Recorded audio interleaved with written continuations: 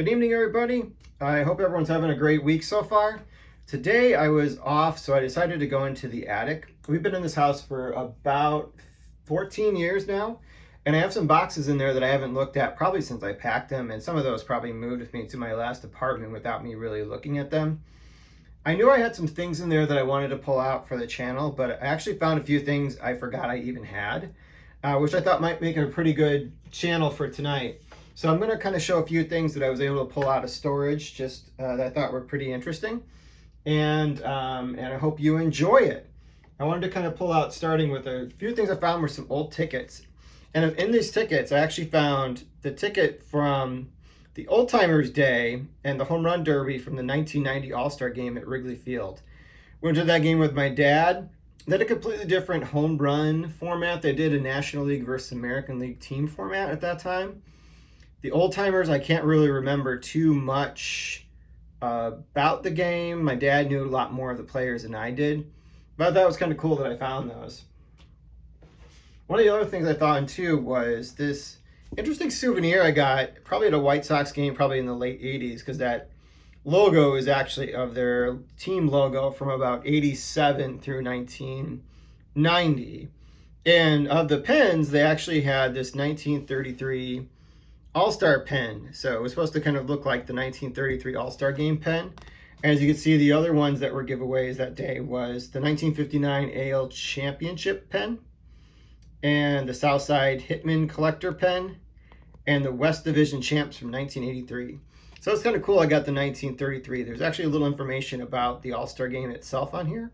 So I apparently never took it off the card, which I think is kind of cool. So you can actually get the information from then the game and what was handed out. It looks like about 15,000 of these were given out. I'm sure it doesn't have a lot of value, but it looks kind of cool to me.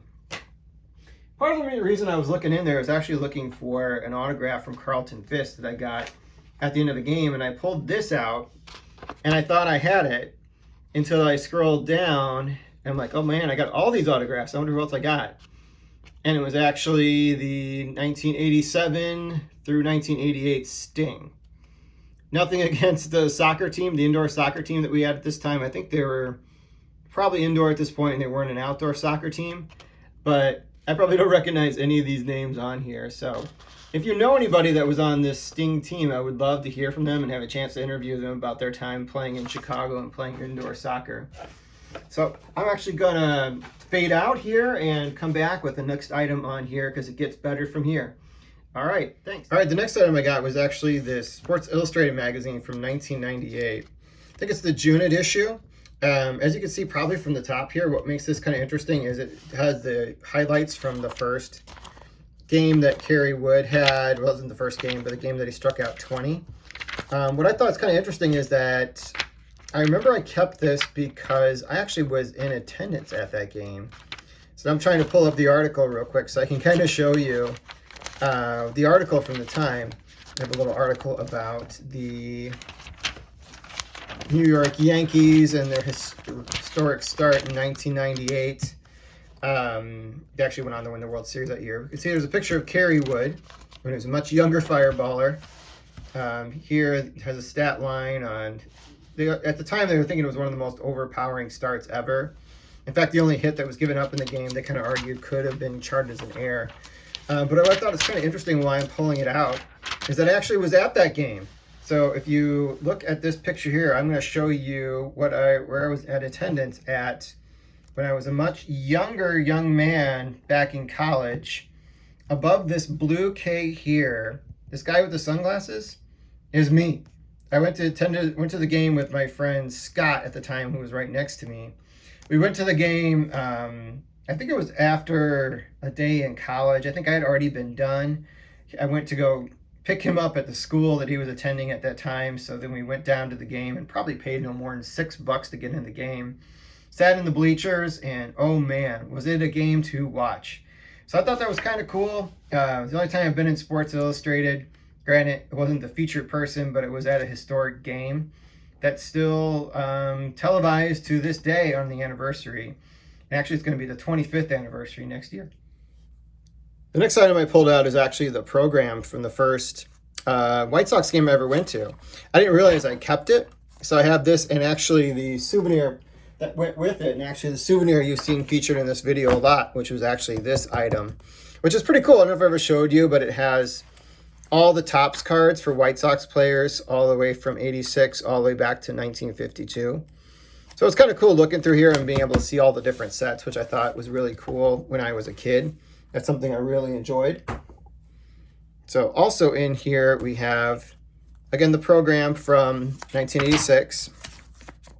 I think the tripod's trying to tilt on there, so I apologize.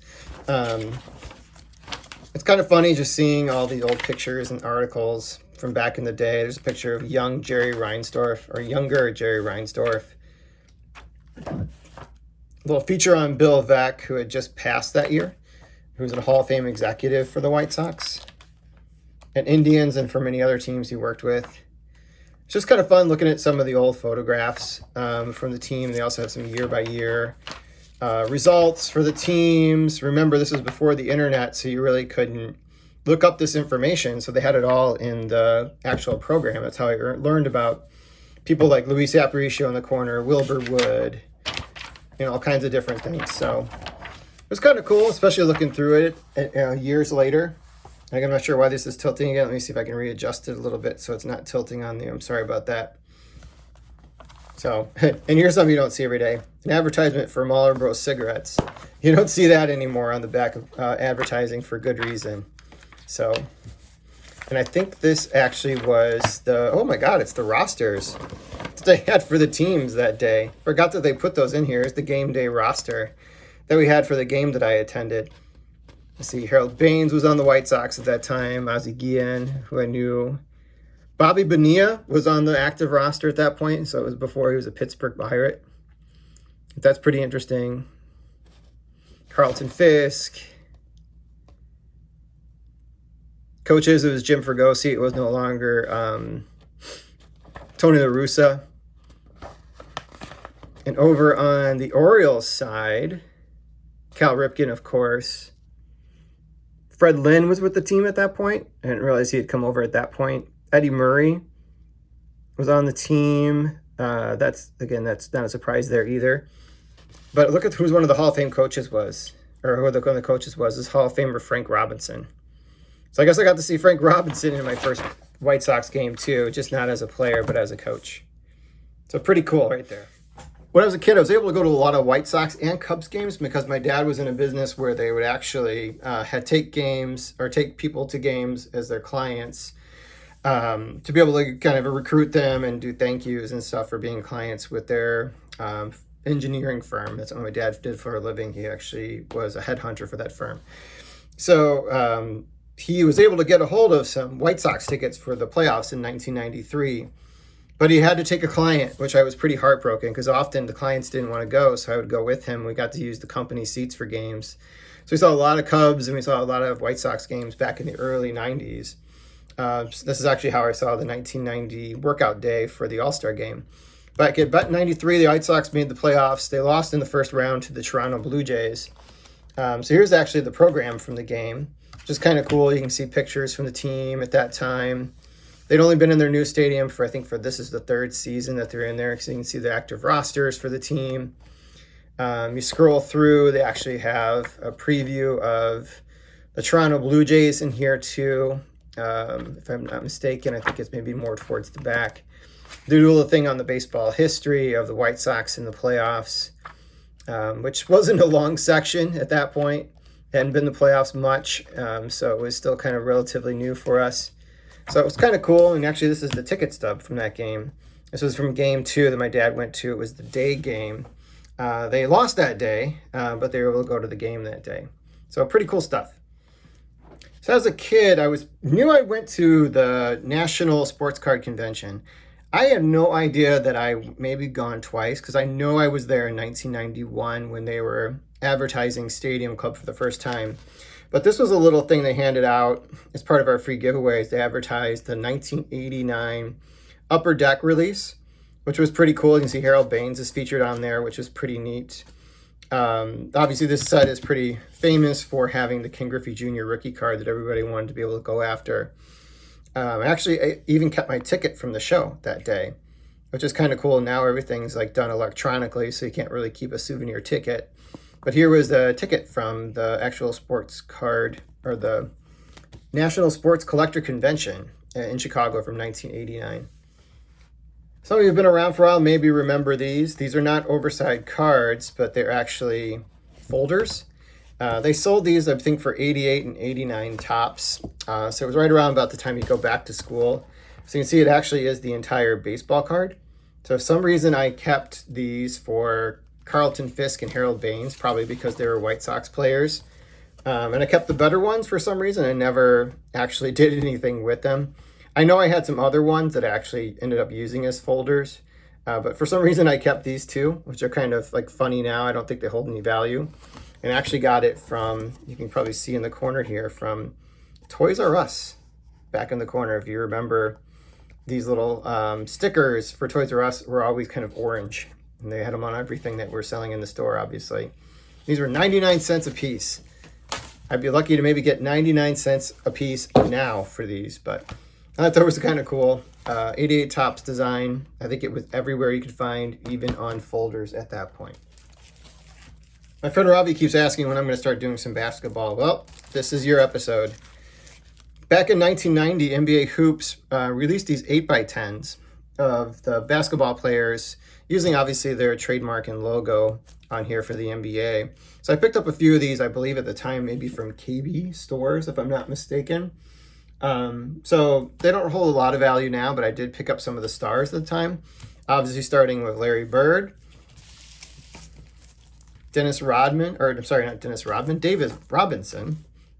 Those guys are not the same people by any stretch of the imagination. That was his, I believe, his rookie season photo, if you will. These probably be really cool to have autographed now. These 8x10s are in really good shape because I don't think I ever took them out of the packaging. Magic Johnson.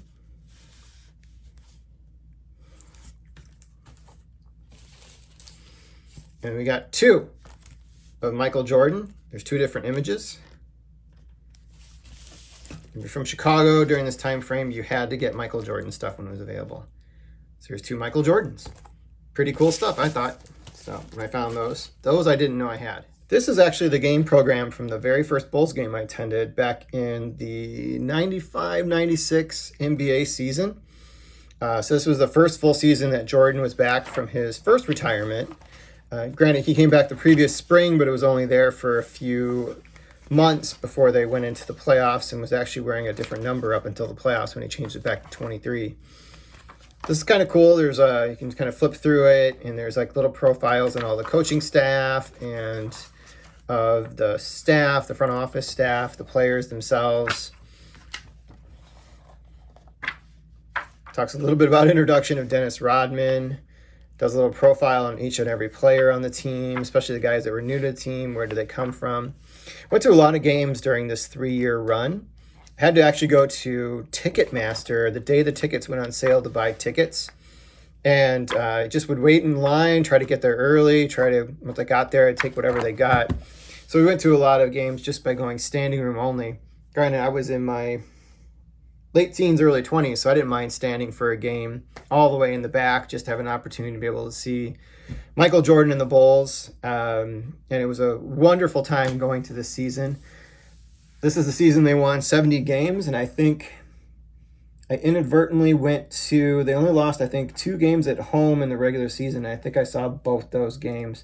So I'm glad I didn't go to the playoff game, so I must have been the curse. So they ended up winning the title that season. So pretty cool to be able to find this after all this years. I forgot that I even had this.